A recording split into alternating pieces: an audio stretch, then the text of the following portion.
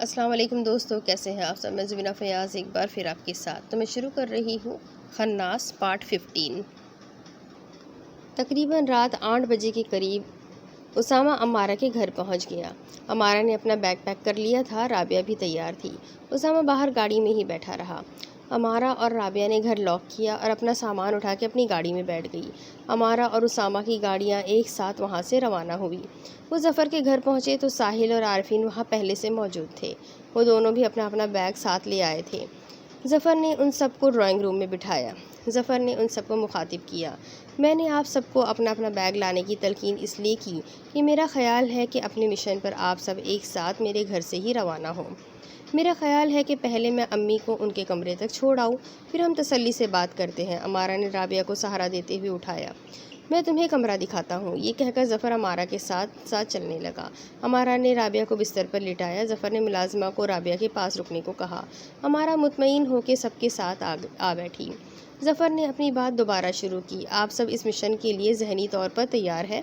ہم سب ذہنی طور پر تیار ہیں، اس لیے یہاں موجود ہیں، مگر اسامہ ہمیں تفصیل سے بتائے کہ اس کے پلان کیا ہے، ساحل نے کہا. عارفین نے بھی اس کی ہاں میں ہاں ملائی. اسامہ نے اپنے بیگ سے ایک چارٹ نکالا اور اسے میز پر پھیلا دیا. اس نے اپنا پلان بتانے سے پہلے سب کی طرف ایک نظر دیکھا. اتنے خطرناک مشن کے لیے آپ مجھ پر بھروسہ کر کے میرے ساتھ جانے کے لیے تیار ہو گئے ہیں. میں آپ کا مشکور ہوں، مگر ایک بات اپنے بارے میں بتانا چاہتا ہوں کہ میں بھی یہ سب اسی نیک نیتی سے کر رہا ہوں جس نیک نیتی سے آپ کر رہے ہیں. میں بھی آپ کی طرح انسانیت کی خدمت کرنا چاہتا ہوں. اس مشن میں آپ مجھ سے میرے بارے میں بار بار سوال نہیں کریں گے. آپ سب کے ذہن میں الجھے ہوئے سوالوں کا جواب پہلے ہی میں دے دیتا ہوں کہ جس طرح آپ کو میں نے اس مشن کے لیے آمادہ کیا ہے، اسی طرح مجھے بھی کسی نے اس مشن کے لیے آمادہ کیا ہے. میں آپ کو اس کا نام نہیں بتا سکتا، اور پلیز آپ لوگ پوچھیے گا بھی نہیں. ظفر نے اسامہ کے کندھے پر تھپکی دی. ہم تمہاری بات سمجھ رہے ہیں، ہم مطمئن ہیں، اور تم بھی مطمئن رہو. ظفر کی بات سن کے اسامہ اپنے پوائنٹ کی طرف آیا. اس نے چارٹ کو پھیلا لیا. ہمیں درخت کی جڑیں کاٹنی ہوں گی، شاخیں خود بخود مرجھا جائیں گی. کیا مطلب؟ ساحل نے کہا. یہ زرگام کی رہائش گاہ ہے. ہمارا پہلا ٹارگٹ یہی ہے. ہمیں اس شیطان کو سب سے پہلے ختم کرنا ہے. اسامہ کا چارٹ پر کھینچے ہوئے نقشے میں ایک پوائنٹ پر انگشت رکھتے ہوئے اسامہ نے کہا. اس نے یقیناً اپنی کوٹھی کے آس پاس باڈی گارڈز رکھے ہوں گے؟ عارفین نے پوچھا. اسامہ نے مسکراتے ہوئے عارفین کی طرف دیکھا. اس کی کوٹھی کے آس پاس باڈی گارڈ ضرور ہوں گے، مگر انسان نہیں، آصف اور شیاطین ہوں گے. انہیں ہم ہتھیاروں سے نہیں مار سکتے. ان کو بھگانے کے طریقے ہیں میرے پاس. زرگام روحانی طاقتیں بھلے رکھتا ہے تو گوشت پوست کا انسان اسلحہ کو اس کے لیے استعمال ہوگا. زرگام کو ہمیں ہر حال میں طلوع آفتاب کے بعد اور غروب آفتاب سے پہلے کسی بھی وقت مارنا ہے. طلوع آفتاب سے پہلے اور غروب آفتاب کے بعد ہم زرگام کو کیوں نہیں مار سکتے؟ ساحل نے پوچھا. اس کی وجہ میں آپ کو تفصیل سے بتا دوں گا. فی الحال ہمیں یہ ذہن نشین کرنا ہے کہ ان 2 اوقات میں ہمیں زرگام کو نہیں مارنا. اسامہ نے کہا. فرض کر لیں کہ ہم زرگام کو قتل کرنے میں کامیاب ہو گئے تو ہمارا اگلا قدم کیا ہوگا؟ امارہ نے اسامہ کی طرف دیکھتے ہوئے پوچھا. اسامہ نے بلا تعمل جواب دیا. ہمیں تاخیر کیے بغیر مری کے لیے روانہ ہونا ہوگا. مری کہاں جائیں گے؟ ظفر نے پوچھا. اسی جگہ پر جہاں 4 اسٹوڈنٹس نے کھائی میں چھلانگ لگائی تھی، اسی مقام پر جانا ہے جہاں سے یہ بھیانک عمل شروع ہوا تھا. باقی کا پلان زرگام کی موت کے بعد سمجھا دوں گا.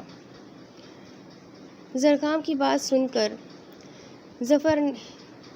ظفر نے امارہ کی طرف دیکھا. مری کے حساب سے تم لوگوں نے جو چیزیں اپنے ساتھ رکھنی ہے وہ دیکھ لو. میں بازار سے لا دیتا ہوں جو کچھ بھی چاہیے. ظفر کی بات سن کر اسامہ نے فوراً کہا. ہم صبح 10 بجے سے پہلے نہیں نکلیں گے. آپ سب نے اپنے گھر کا چکر لگانا ہو تو آپ چلے جانا، کوئی چیز لینی ہو تو لے آنا. ٹھیک ہے، ہم سب صبح صبح اپنے گھروں سے کچھ گرم کپڑے اور ضرورت کی اور چیزیں لے لیں گے. امارہ نے کہا. اسامہ نے نقشہ سمیٹ کر اپنے بیگ میں ڈالا اور ایک رائفل اور 3 پستل بیگ سے نکال کر میز پر رکھی. اس نے 2 پسٹل ساحل اور عارفین کو دی اور ایک پسٹل اس نے امارہ کی طرف بڑھا دی. امارہ نے کندھے اچکاتے ہوئے اپنے ہاتھ پیچھے سکیڑ لیے. میں اسے استعمال کرنا نہیں جانتی. اسامہ نے امارہ کا ہاتھ پکڑا اور اس کے ہاتھ میں پستل تھما دی. میں سکھا دوں گا. امارہ نے پستل اپنے بیگ میں ڈال لی. تمہارے کہنے پر رکھ رہی ہوں۔ تم ہمارے چیف ہو، اس لیے تمہاری ہر بات ماننی پڑے گی، ورنہ ہم سائکیٹرسٹ کسی کے گھر گھس کے اس پر حملہ نہیں کرتے، آنکھوں کے دریچوں سے اس کے ذہن میں گھس جاتے ہیں اور اسے اسی کی سوچوں سے کبھی کبھی گھائل اور کبھی تندرست کر دیتے ہیں، امارا نے کہا۔ ظفر ایک چمڑے کا براؤن کلر کا بیگ لے کر اسامہ کے قریب بیٹھ گیا۔ یہ رکھ لو، میں نے بھی اسلحہ کا بندوبست کیا تھا، اس میں کچھ پستولز ہے، ضرورت پڑنے پر استعمال کر لینا۔ اسامہ نے ظفر کے ہاتھ سے وہ بیگ لیا اور ددھے سے لہجے میں بولا، ہم جانتے ہیں جو جنگ ہم لڑنے جا رہے ہیں وہ اسلحے کی جنگ نہیں ہے، اس جنگ میں ہماری سب سے بڑی طاقت ہمارا ایمان ہے، خدا پر یقین کہ وہ رب ہر چیز پر قادر ہے، مشن کسی بھی قسم کا ہو اسلحہ پاس ہونا چاہیے۔ ظفر نے اسامہ کے شانے پر تھپکی دی تو اسامہ نے اس کے ہاتھ پر اپنا ہاتھ رکھ دیا۔ یہی سوچ کے تو اسلحہ رکھا ہے، میں نے کچھ قرآنی آیات کی فوٹو کاپی بھی کروائی ہے، یہ آیات پڑھنے سے آپ حمزات کے حملے سے بچ سکتے ہیں۔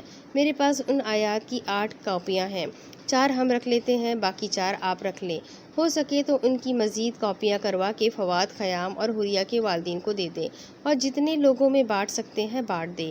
یہ کہہ کر اسامہ نے 4 کاپیاں ظفر کو دی اور باقی 4 آپس میں بانٹ لی۔ رات کے 9 بج رہے ہیں۔ ساجد بے بس زرگام کی خدمت میں مصروف تھا، وہ کچھ نہیں کر پایا تھا اور یہ کوئی نئی بات نہیں تھی، بے بسی کی یہ اذیت اسے اکثر سہنی پڑتی تھی۔ زرگام نے ساجد سے 2 شیشے کی پیالیاں لانے کو کہا۔ ساجد کچن سے شیشے کی 2 پیالیاں لے آیا۔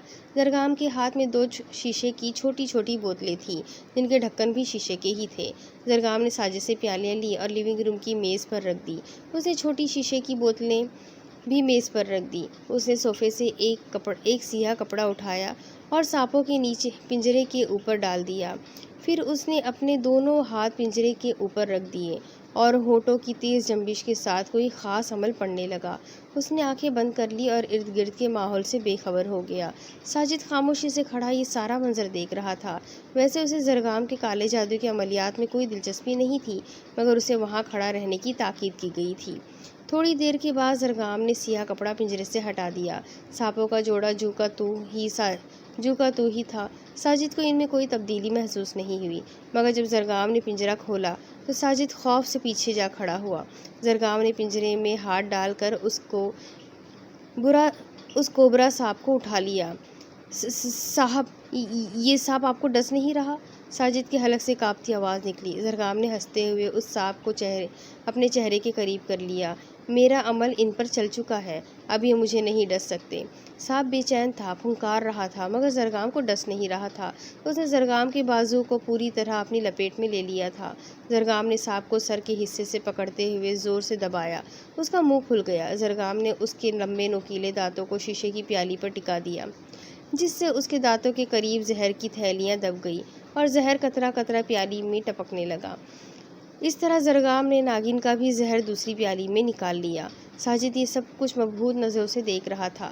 زرگام نے سانپوں کو پنجرے میں بند کر دیا اور پیالیوں میں نکالا ہوا زہر بہت احتیاط سے چھوٹی چھوٹی بوتلوں میں ڈال دیا۔ زرگام نے وہ بوتلیں اٹھائی اور اپنے کمرے کی طرف بڑھا۔ اس نے سائڈ ٹیبل سے وارڈروب کی چابی نکالی اور وہ بوتلیں وارڈروب میں رکھ کے اسے لاک کر دیا۔ کمرے سے باہر نکل کے اس نے ساجد سے کہا، کچن سے ٹوکا لے آؤ۔ یہ کہنے کے بعد اس نے پنجرہ اٹھایا اور باہر لان میں لے گیا۔ اس نے پنجرہ لان میں رکھا اور لان کی ساری لائٹس آن کر دی۔ ساجد ٹوکا لے کر زرگام کی طرف بڑھا۔ زرگام نے پنجرے سے ایک سانپ نکالا اور پھرتی سے پنجرے کا دروازہ بند کر دیا۔ اس نے سانپ کو گھاس پر رکھنا چاہا، مگر سانپ اس کے بازوؤں میں ہی بل کھا رہا تھا۔ زرگام نے سانپ کو گھاس کی طرف کرتے ہوئے اس کے سر پر اپنا پاؤں رکھ دیا اور پھر بڑی تیزی سے ٹوکے سے اس کا سر اس کے جسم سے علیحدہ کر دیا۔ اس کے بازوؤں پر لپٹا ہوا سانپ کا جسم گھاس پر گر کے تڑپنے لگا۔ اسی طرح سے اس نے ناگن کے ساتھ بھی ایسا ہی کیا۔ میرے کمرے میں 2 جار پڑے ہیں، وہ لے آؤ، زرگام نے ساجد سے کہا۔ ساجد اندر سے 2 جار لے آیا۔ زرگام نے شیشے کے ایک جار میں سانپوں کے سر رکھے اور ایک جار میں دھڑ۔ وہ دونوں جار اٹھا کے کھڑا ہو گیا۔ اس جگہ کی صفائی کر دو، اس نے ساجد سے کہا، جو ایک ہی جگہ پہ سہما ہوا کھڑا تھا۔ اس نے ڈرتے ڈرتے زرگام سے پوچھا، آپ ان کا کیا کریں گے؟ زرگام نے تصدیق آمیز انداز میں ساجد کی طرف دیکھا۔ بوڑھے ہو گئے ہو، ابھی تک تمہیں یہ نہیں پتہ چلا کہ کوبرا کا سر اچھی خاصی رقم میں فروخت ہوتا ہے اور اس کی کھال کالے جادو کی تعویذوں میں استعمال ہوتی ہے۔ یہ سب سن کر ساجد کے دل سے زرگام کے لیے ایک بار پھر بد دعا نکلی۔ وہ جہاں کھڑا تھا وہیں جیسے جامد ہو گیا۔ اب یہ کھڑے کھڑے میرا منہ کیا دیکھ رہے ہو؟ ادھر کی صفائی کرو، زرگام نے ساجد سے کہا اور پھر جار لے کر اندر چلا گیا۔ امارہ اپنی والدہ رابعہ کے پاس بیٹھ گئی۔ سوئی نہیں آپ؟ مجھے نیند کیسے آ سکتی ہے؟ رابعہ نے ردی ہوئی آواز میں کہا۔ ایسے کیوں کہہ رہی ہو؟ امارہ ماں کے بال سہلانے لگی۔ رابعہ پلنگ سے پشت ٹکا کے بیٹھ گئی۔ جس کی بیٹی موت کا کھیل کھیلنے جا رہی ہو، اس ماں کو نیند کیسے آ سکتی ہے؟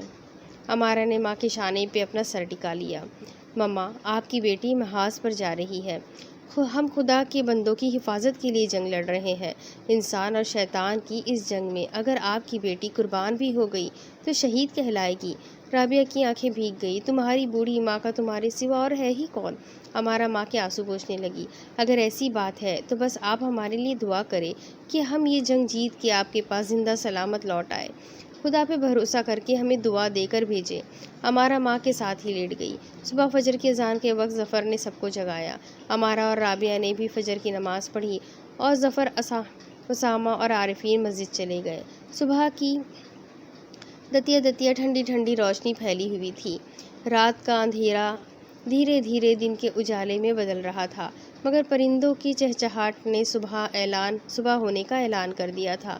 نماز کے بعد رابعہ اور امارہ باہر لان میں آ کے بیٹھ گئیں۔ تھوڑی ہی دیر کے بعد عارفین، اسامہ اور ظفر بھی آ گئے۔ عارفین اور ظفر رابعہ کے ساتھ بیٹھ گئے۔ امارہ گلچی کے پودے کے قریب کھڑی کسی سوچ میں گم تھی کہ اسامہ نے اسے چونکا دیا۔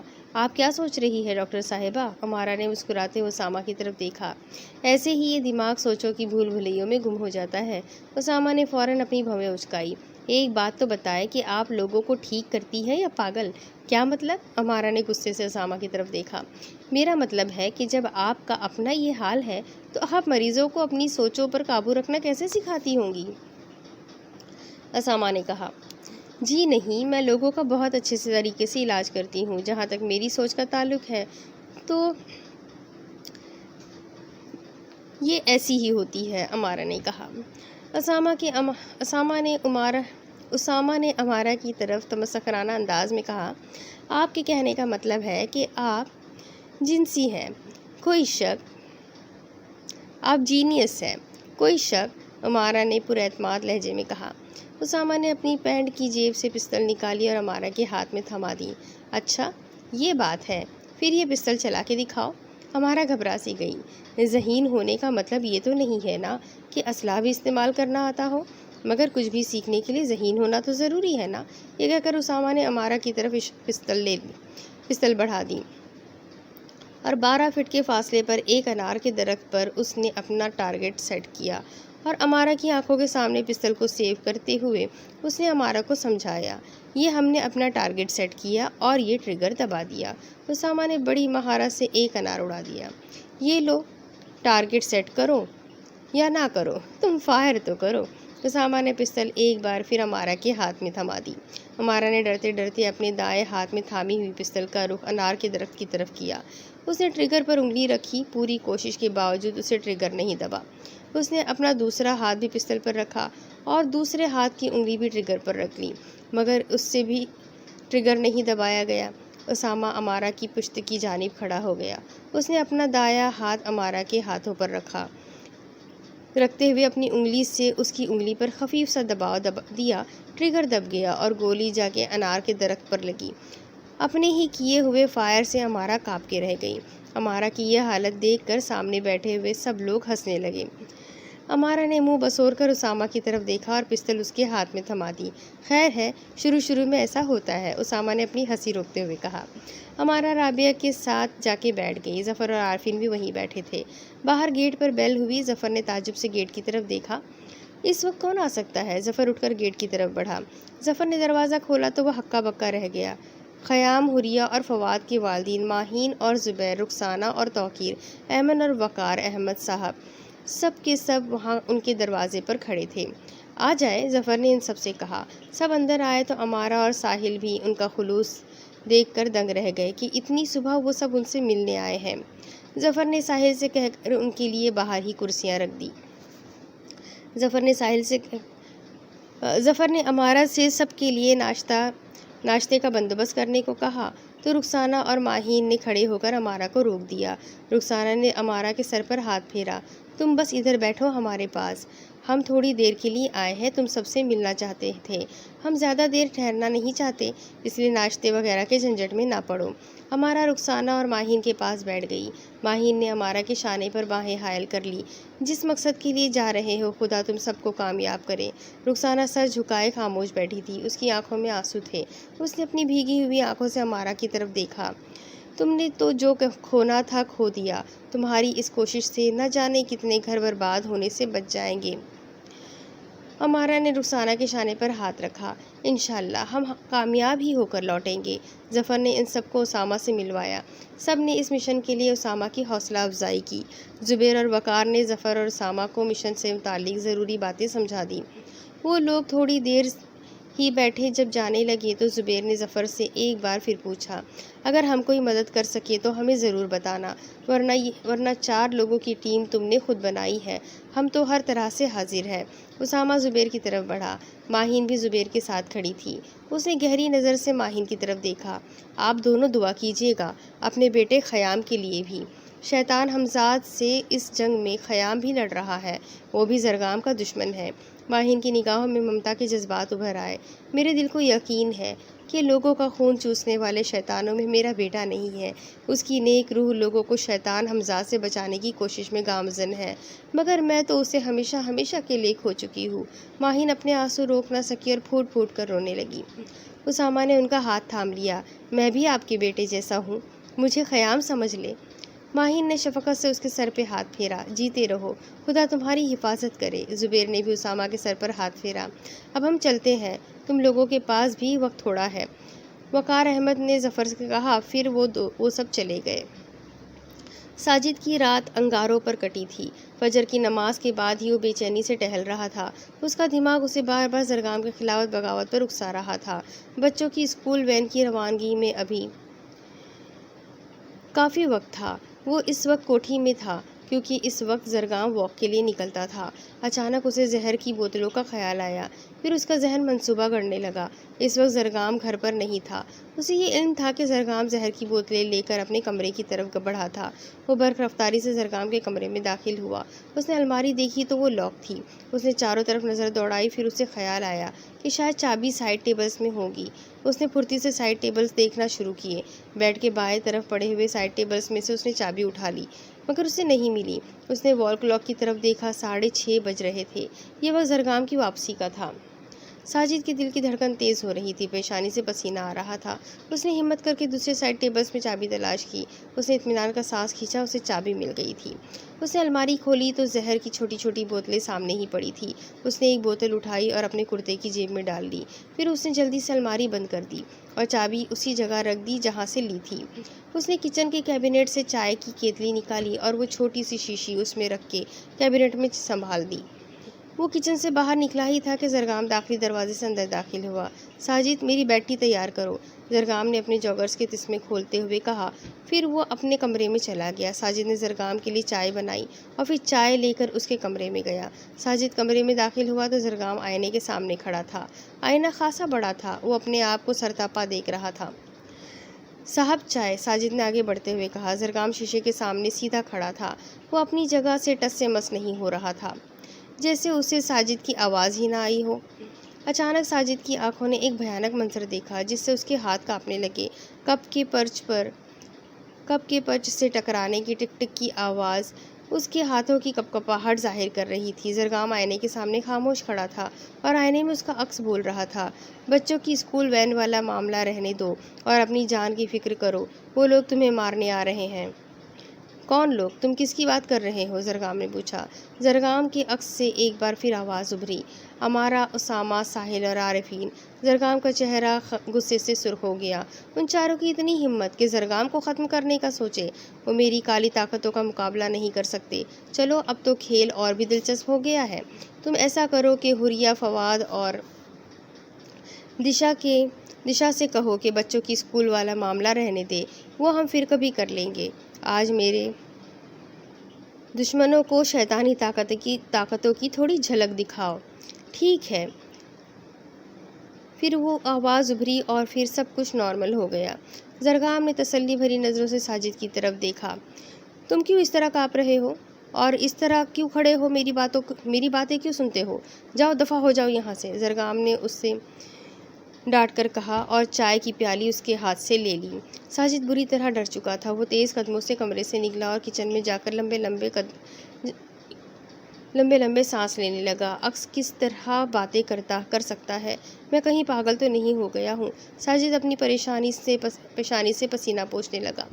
وہ جانتا تھا کہ اب زرگام اپنا خاص عمل کرے گا، وہ جلدی اپنے کمرے سے باہر نہیں نکلے گا، اس لیے وہ تھوڑی دیر کے لیے اپنے کوارٹر میں چلا گیا۔ اس نے جانماز بچھائی اور 2 نفل ادا کیے، پھر اپنے پروردگار کے آگے ہاتھ پھیلائے۔ میں جو کرنے جا رہا ہوں میرے رب مجھے اس کے لیے حوصلہ عطا فرما، اس ڈر کو میرے اندر سے نکال دے جو مجھے ایک شیطان کی خدمت کرنے کے لیے مجبور کر رہا ہے۔ مجھے مومن کی وہ طاقت دے جو خدا کے علاوہ کسی سے نہیں ڈرتا۔ ساحل، عارفین اور امارہ اپنے گھر سے کچھ اور ضرورت کا سامان بھی لے آئے تھے۔ مشن پر روانگی کے لیے ان کی تیاری مکمل ہو چکی تھی۔ مشن کے لیے انہوں نے ظفر کی گاڑی پراڈو کا انتخاب کیا تھا جو سنگلاخ پہاڑی کے علاقوں کے لیے موزوں تھی۔ سب نے اپنے اپنے بیگ جیپ میں رکھے۔ ظفر نے جوس اور بوتلوں کے ڈالے بھی گاڑی میں رکھوا دیے۔ ظفر اور رابعہ گیٹ کے پاس ہی کھڑے تھے۔ وہ سب ان سے ملے۔ امارہ نے ماں کو گلے لگا کے بہت دیر تک چھوڑا ہی نہیں۔ ظفر اور رابعہ نے انہیں خدا کے سہارے روانہ کر دیا۔ عارفین ڈرائیونگ کر رہا تھا، اس کے ساتھ فرنٹ سیٹ پر ساحل بیٹھا تھا۔ اسامہ اور امارہ پچھلی سیٹ پر بیٹھے تھے۔ آپ کا ایک ہاتھ نہیں، پھر بھی آپ اتنی مہارت سے گاڑی کیسے چلا لیتے ہیں؟ امارہ نے پوچھا۔ اسامہ نے مسکراتے ہوئے امارہ کی طرف دیکھا۔ ہر چیز کے لیے پریکٹس ضروری ہوتی ہے، ویسے بھی کسی بھی چیز کی کمی کو اپنی کمزوری نہیں بنانا چاہیے۔ مجھے صرف لوگ احساس دلاتے ہیں کہ میرا ایک ہاتھ نہیں ہے، ورنہ مجھے نہیں پتہ چلتا کہ میرا ایک ہاتھ نہیں ہے۔ امارہ شرمندہ سی ہو گئی کہ شاید اس نے بھی اسامہ کو اس کی کمزوری کا احساس دلایا ہے۔ عارفین پیچھے دیکھتے ہوئے اسامہ سے مخاطب ہوا۔ آپ کے سمجھانے کے مطابق جہاں زرگام کا گھر ہے وہ شہر سے باہر جنگل کا علاقہ ہے۔ اس طرح کے لوگ ایسی ہی جگہ اپنا ٹھکانہ بناتے ہیں۔ تقریباً 2 گھنٹے کا سفر ہے، اسامہ نے بتایا۔ عارفین نے ایک بار پھر پلٹ کر اسامہ کی طرف دیکھا۔ اسامہ بھائی، آپ کو زرگام کے گھر کا کیسے پتہ چلا؟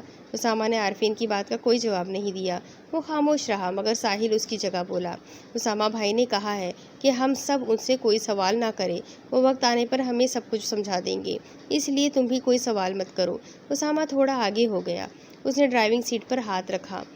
مگر اس کا یہ مطلب ہرگز نہیں کہ تم مجھ سے تکلف میں رہو۔ میں تم سب کا دوست ہوں اور آپ لوگوں کی بے تکلفی سے مجھے اپنے اور آپ کے بیچ اپنائیت کا احساس ہوتا ہے۔ میں سمجھ رہا ہوں، آپ مطمئن رہیں، عارفین نے کہا۔ مس اریبہ اور پروفیسر حسنان ہمیں اس جگہ کے بارے میں کافی انفارمیشن دے سکتے تھے، یہاں ہمارے ساتھ بھی آ سکتے تھے۔ سب کچھ ان دونوں کی آنکھوں کے سامنے ہوا، کس طرح ان 4 اسٹوڈنٹس نے کھائی میں چھلانگ لگائی۔ ساحل نے عارفین کو بتایا۔ تو ان دونوں سے رابطہ کیوں نہیں کیا؟ عارفین نے پوچھا۔ کوئی فائدہ نہیں، مس اریبہ کی شادی ہو گئی ہے، وہ خود بھی اس معاملے میں پڑنا نہیں چاہتی، اور پروفیسر حسنان بیرون ملک میں ہے، ساحل نے بتایا۔ اسامہ جو ان دونوں کی گفتگو سن رہا تھا وہ ساحل سے مخاطب ہوا۔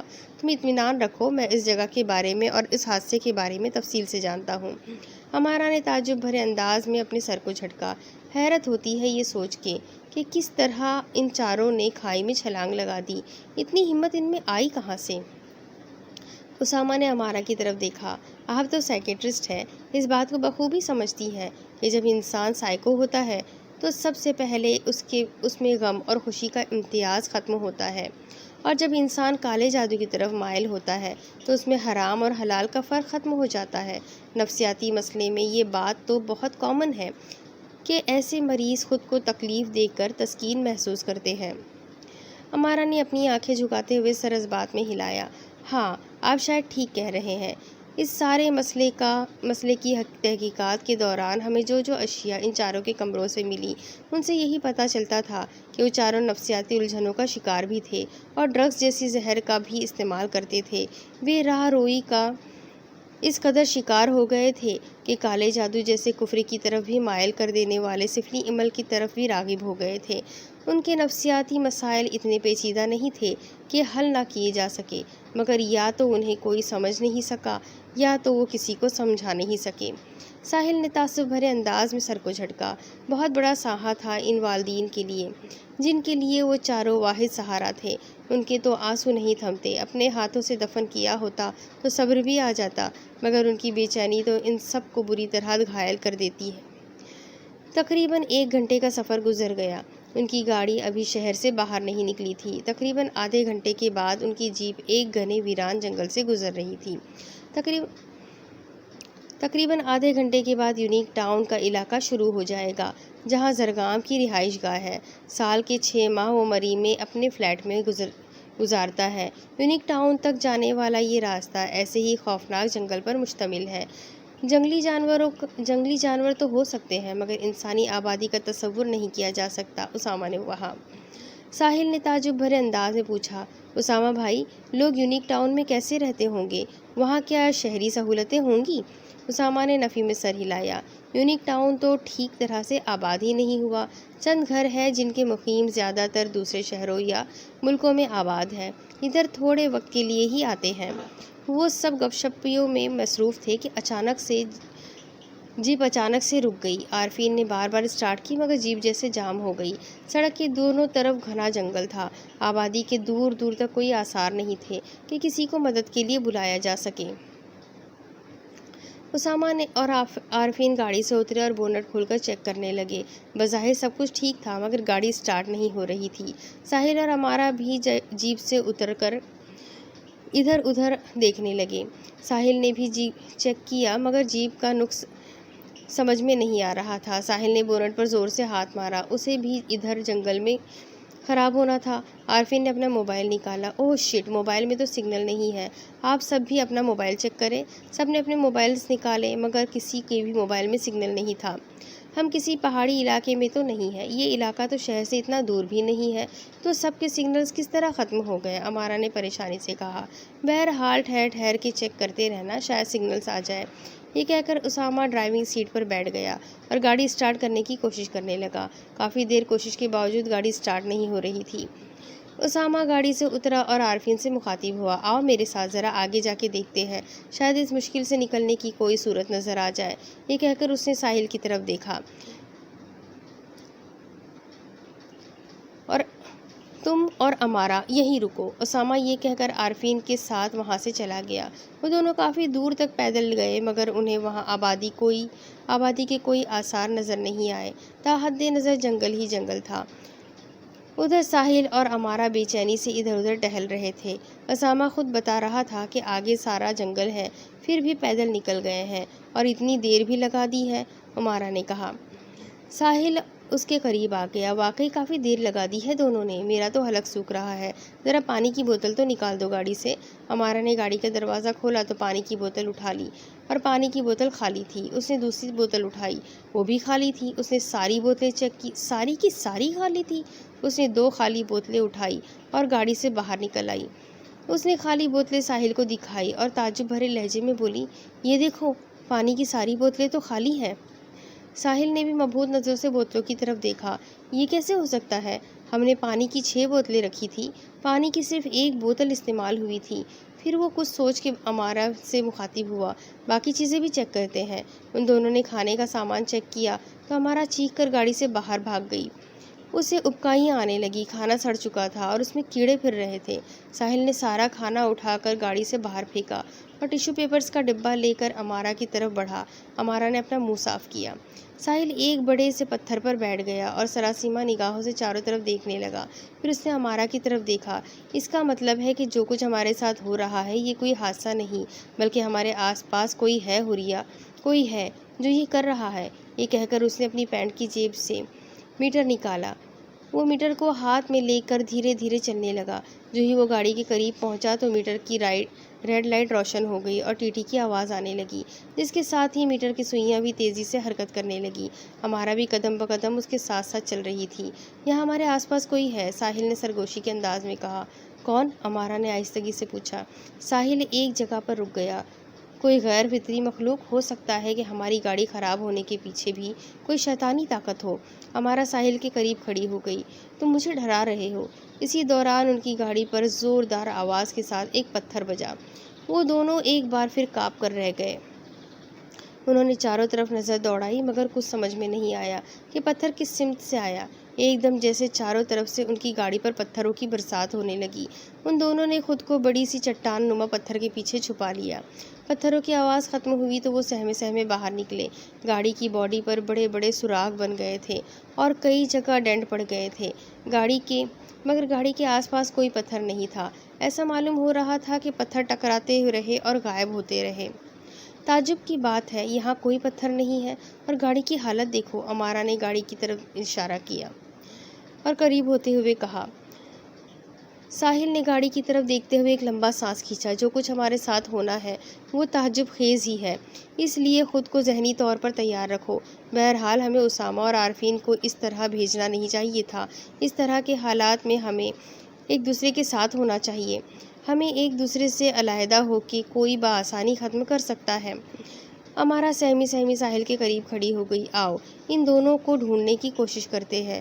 نہیں، ہم اس طرح ایک دوسرے سے بچھڑ جائیں گے۔ ہمیں ان کا یہی انتظار کرنا ہوگا، ساحل نے امارا کو سمجھایا۔ اسامہ اور عارفین مایوس ہو کے واپس لوٹ رہے تھے۔ ان کا اتنی دور جانا بے سود ثابت ہوا تھا۔ انہیں بھی فکر تھی کہ ساحل اور امارا اکیلے پریشان ہو رہے ہوں گے، اس لیے وہ دونوں تیز تیز قدم چل رہے تھے۔ ہمیں اندازہ ہی نہیں ہوا، ہمیں خاصا وقت لگ گیا اور فائدہ بھی کوئی نہیں ہوا، عارفین نے کہا۔ مجھے اندازہ تھا کہ دور دور تک جنگل ہی جنگل ہے، ہمیں مدد کے لیے کوئی نہیں ملے گا، پھر بھی دل کی تسلی کے لیے نکل پڑا۔ اسامہ نے دوڑنا شروع کر دیا، عارفین بھی اس کے ساتھ ساتھ بھاگنے لگا۔ ساحل اور امارا چپ سادے ایک جگہ پر کھڑے تھے۔ خفیف سے خفیف آواز بھی ان کی سماعت سے ٹکرا رہی تھی۔ اچانک سے درختوں کی جھنڈ تیزی سے ہلنے لگے تھے، جبکہ موسم میں کوئی تبدیلی نہیں آئی تھی۔ دونوں کی نظر ایک ساتھ جھومتے ہوئے درختوں پر پڑی۔ ایک سفید سا ہیولا ان درختوں کے درمیان جیسے تیر رہا تھا۔ ان کی نظر اس ہیولے پر ہی مرکوز ہو گئی۔ وہ ہیولا تیزی سے حرکت کرنے لگا، ایک درخت سے دوسرے درخت سے تیسرے درخت تک جا کے پھر نظروں سے اوجھل ہو جاتا اور پھر کسی درخت میں دکھائی دیتا۔ دونوں کی آنکھیں ہیولے کے ساتھ ساتھ بھٹکنے لگی اور ساتھ ساتھ دل کی دھڑکنیں بھی تیز ہونے لگی۔ رفتہ رفتہ وہ ہیولا زمین کی طرف بڑھنے لگا، پھر ان دونوں کے بالکل سامنے آ کر زمین میں جیسے جذب ہو گیا۔ امارا اور ساحل کی سانسیں گلے میں ہی اٹک گئی۔ ساحل نے امارا کا ہاتھ پکڑا۔ یہاں سے نکلتے ہیں۔ ان دونوں نے ابھی قدم ہی اٹھائے تھے جو کہ ایک دم اس جگہ سے جہاں سے ہیولا جذب ہوا تھا سانپوں کے کھچے نکلنے لگے۔ امارا کے حلق سے چیخ نکلی اور ان دونوں نے قدم پیچھے کی طرف سکیڑ لیے۔ سانپ زمین سے مسلسل نکل رہے تھے اور ان دونوں کے گرد دائرے کی صورت میں پھیلتے جا رہے تھے۔ دونوں بوکھلا گئے، اپنے ارد گرد دیکھنے لگے۔ سانپوں نے ان کے گرد ایک دائرہ سا کھینچ دیا تھا، ان کے ارد گرد سانپ ہی سانپ تھے۔ اب اس کے آگے کی سٹوری میں آپ کو اگلی قسط میں سناتی ہوں کہ آگے کیا ہوگا۔ یہ جاننے کے لیے میرے ساتھ بنے رہیں، اگلی قسط میں پھر ملیں گے، تب تک کے لیے اللہ حافظ۔